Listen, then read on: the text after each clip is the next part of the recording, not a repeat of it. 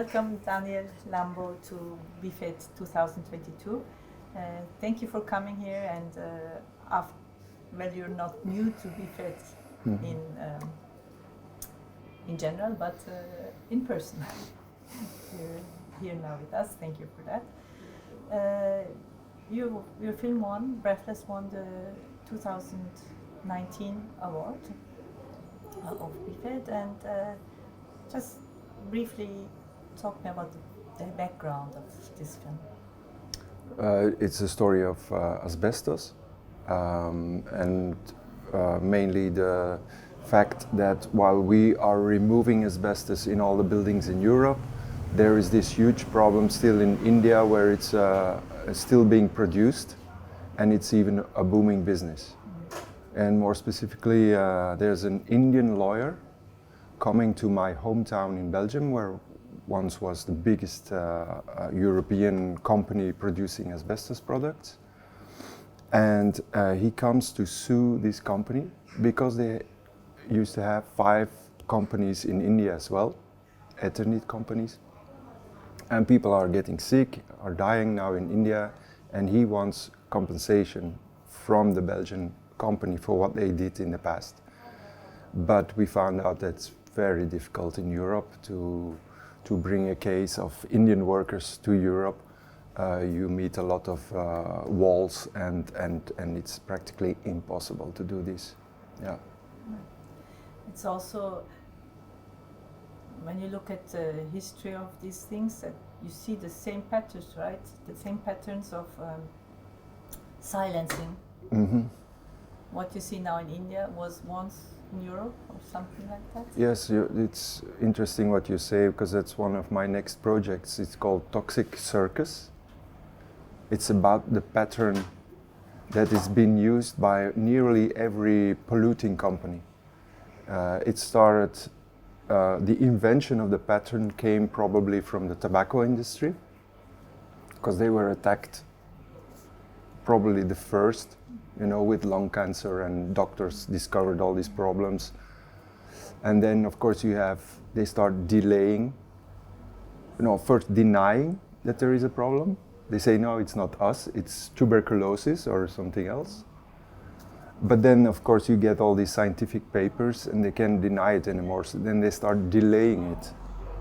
They want to keep the product as long as possible, so they find ways, either in court cases or other ways, to prolong their business. And if that doesn't work, usually because there's a big emotional trigger, and we find a smoking gun, usually papers from a company, inside information from an insider, from a whistleblower, and they can no longer deny the problem. They usually transport the whole business to developing countries where the laws are less, the regulations there are less regulation.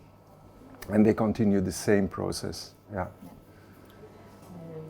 We had a film here also from South Africa, where they have found all the archive materials from gold mines from the 1920s and before. How they bought and they stole the land and they lied to them, and then Wow. Also with already deaths at that time. It was very interesting film also. So Yeah. this is a whole colonial process actually, isn't it? Yeah. There's a book, Deceit and Denial, and both of the writers, they actually started a platform for legal papers from companies, either lead factories, chemical factories. So they have a huge archive with inside information of companies, and both of the writers are usually invited as expert witnesses to court cases of all kinds of polluting companies, workers against a polluting company. And they can easily go to their files and say, yeah, but in 1972 this happened in this company, and this looks a lot like what's happening here.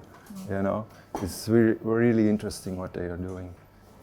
We need inside papers, really signed papers of a CEO or the board agreeing with, let's proceed with this dirty business.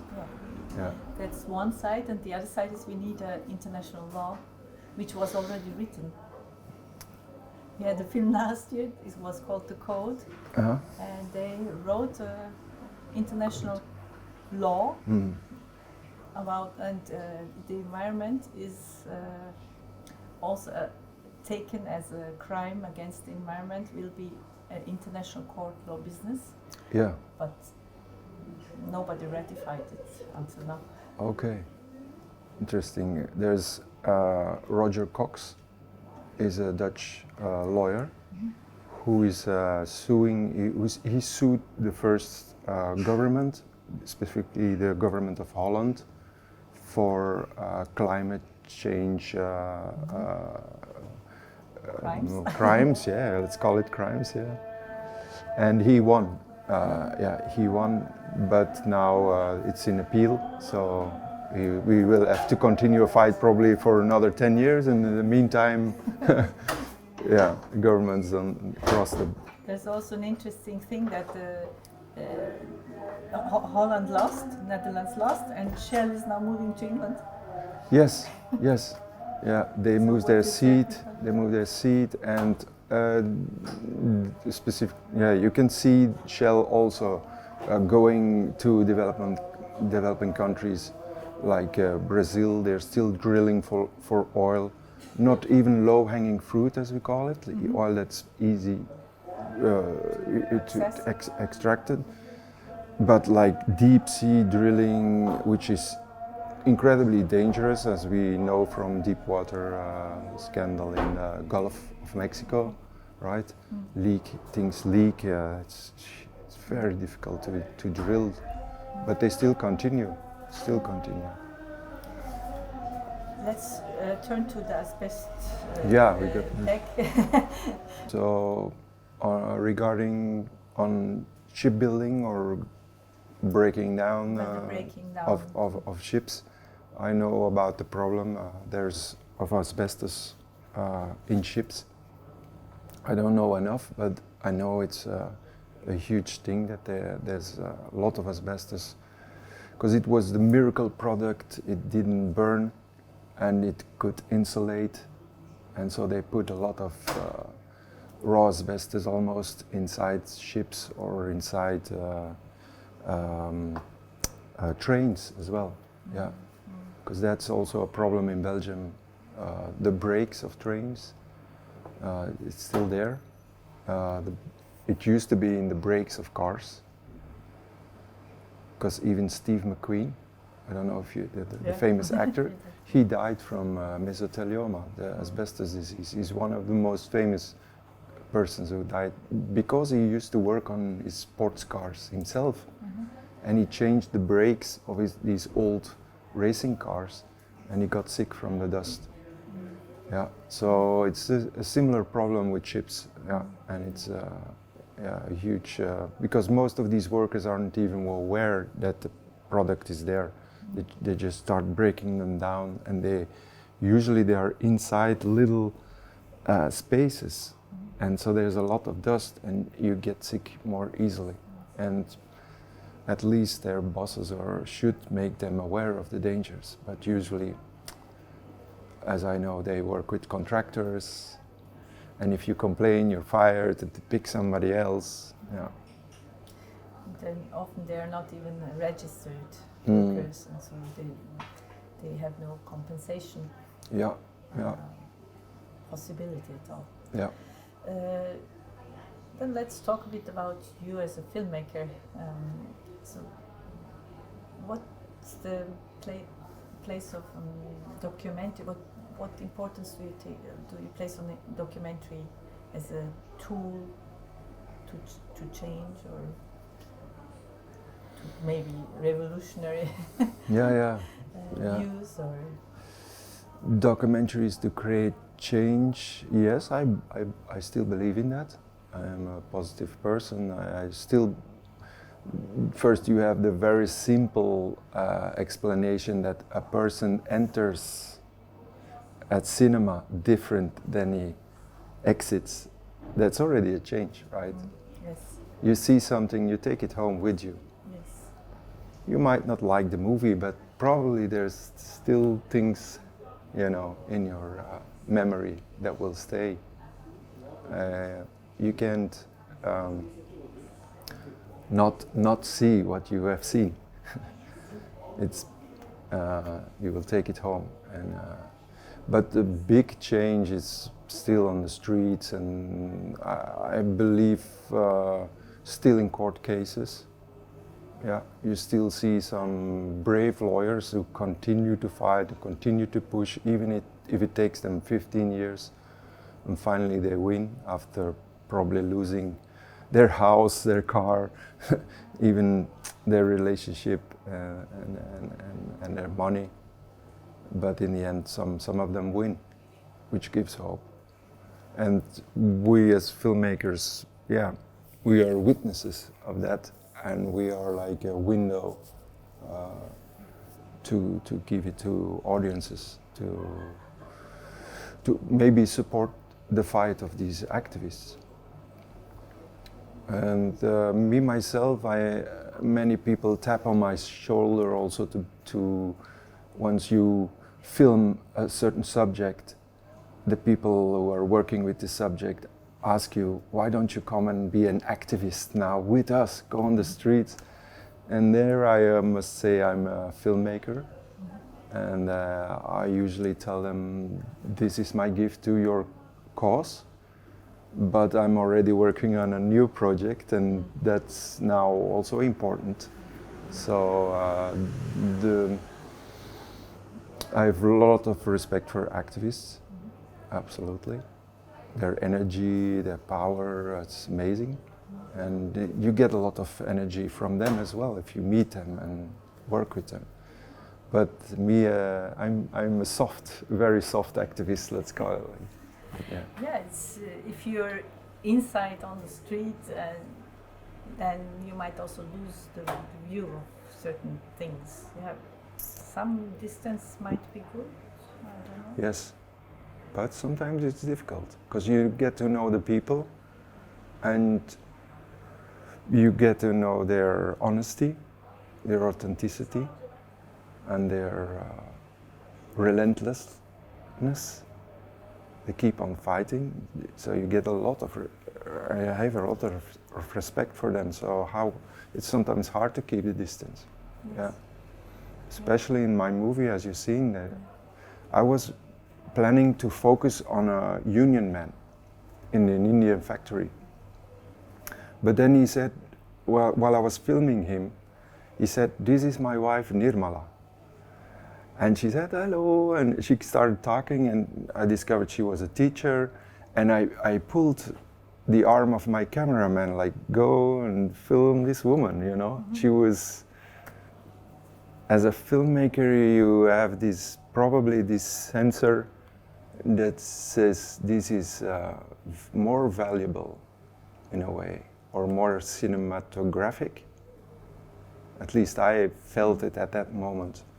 And I felt, let's follow this woman instead of the union man who had his story kind of prepared. Mm-hmm. He's been talking the same thing over and over again in his union. So, but the woman was more honest and more profound, and yeah. Mm-hmm. So you find your stories also on your way somehow. Yeah, that's documentary making, right? It changes all the time. It's part of life, and life changes every minute. Yeah. Yeah.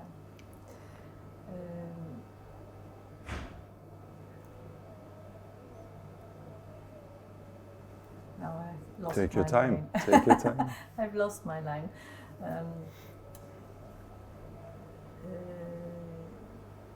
I just wanted to add the same thing to us. We made some films, and then people come and ask us to do something on another topic, and I think it's important to give the voice to people who don't have the platform or the channels, right? Yeah. I think I might add one thing that happening today, especially in Belgium and Holland. Don't know if it's already in Turkey, but it's harder. It feels harder now to as a white man to go to developing countries and with your camera and go and film there, take the material back and make a movie. Because many people now say let the local people make their own stories, and because we always take our Western look, Western viewpoint. So that's new for me as well, and so I'm thinking of more of collaborative work now. Mm-hmm. So specifically, I'm working now on a climate change subject, mm-hmm. A story that is also based in Brazil. And I decided to shoot all the material in Europe and work with a Brazilian documentary maker who will shoot the story in Brazil, mm-hmm. and not take a flight in respect of Greta Thunberg. I cannot take a boat, I get seasick. Mm-hmm. So, and taking a boat to Brazil is like... It's a bit long. It's a bit long, yeah. So I'm thinking more about working this way, collaborative documentary making.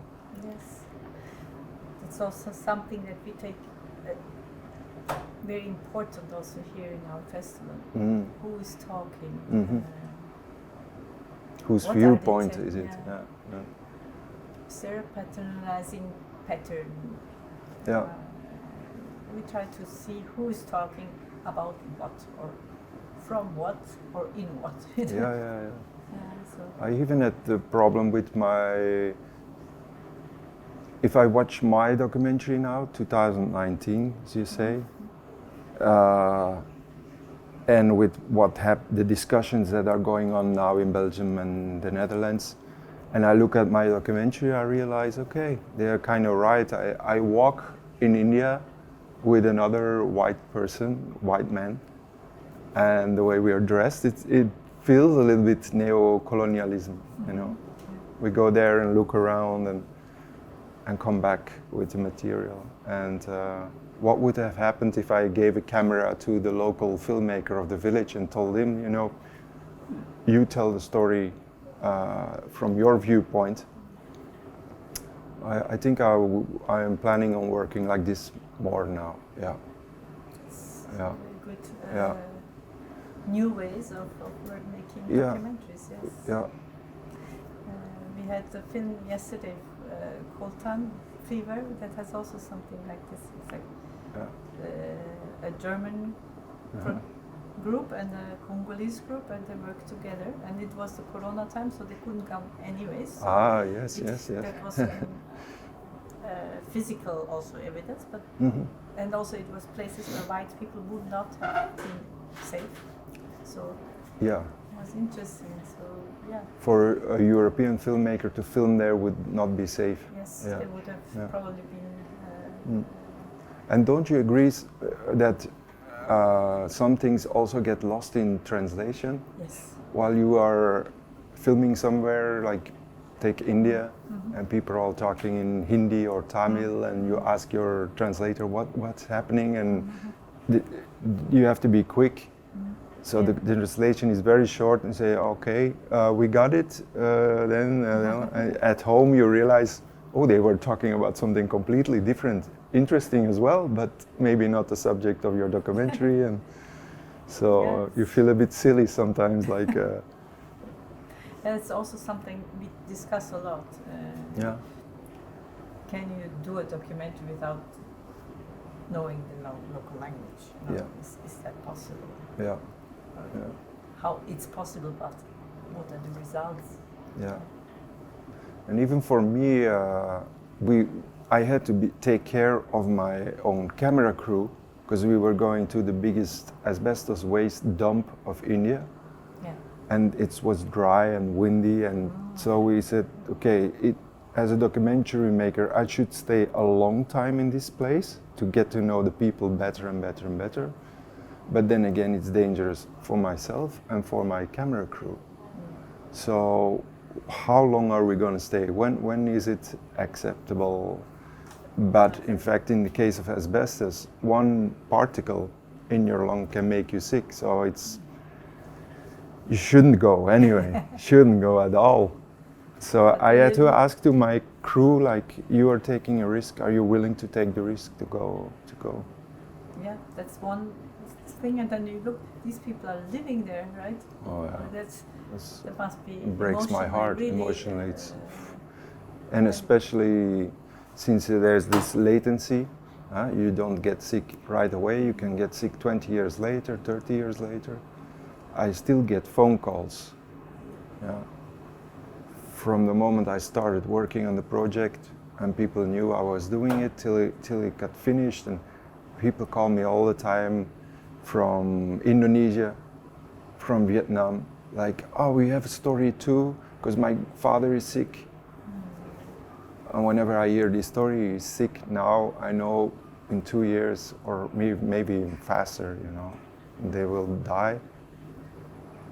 And you get to know the people, they tell their story, and you go along again with them. I have this empathy feeling, so again and again you get dragged in this. It's heavy. It's heavy material. Mm. And how to deal with it, right? Personally also, because for me, it's like I'm here and I'm in such a privileged situation. I can leave anytime. I don't have to deal with it. But emotionally, it's so. Yes. I meditate, so that helps. But it also helps to be more empathetic. So it's a double effect. And you as a filmmaker, how can you have to know the characters that you're working with. You get really close to them, and at the same time, getting close to them makes you very vulnerable also.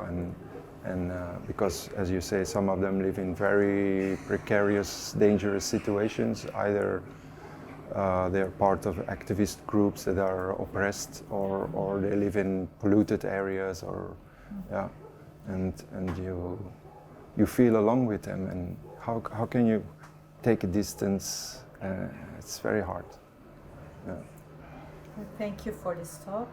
Do you want to add something about the festival, or about your journey here, or about you being here? Yeah, I'm very grateful and thankful that I can be here at the festival. First, the island seems amazing. I have to explore more, but the subjects, the movies that you show here in the festival are important, and they should be shown. And it's great that you support them. And I have a hard time. I'm a jury member now. I usually say, if you want to win awards, do sports. Because a runner, if you cross the line, we know you're the fastest, you get the award. In art or documentary making, it's much more harder to pick a winner. But I think it's just important to give a push to somebody and say, go and make more movies. That doesn't mean that the other ones are bad, or but we should support at least some of our colleagues. And, but maybe we will find a compromise That's always, in the jury. That's always the hard part, I think. But thank you very much. Yeah, thank you for having me here. Really, it was already nice to meet other filmmakers and jury members as well. It inspires you all the time. Like, yes, this is a great idea. Yeah, it's fun.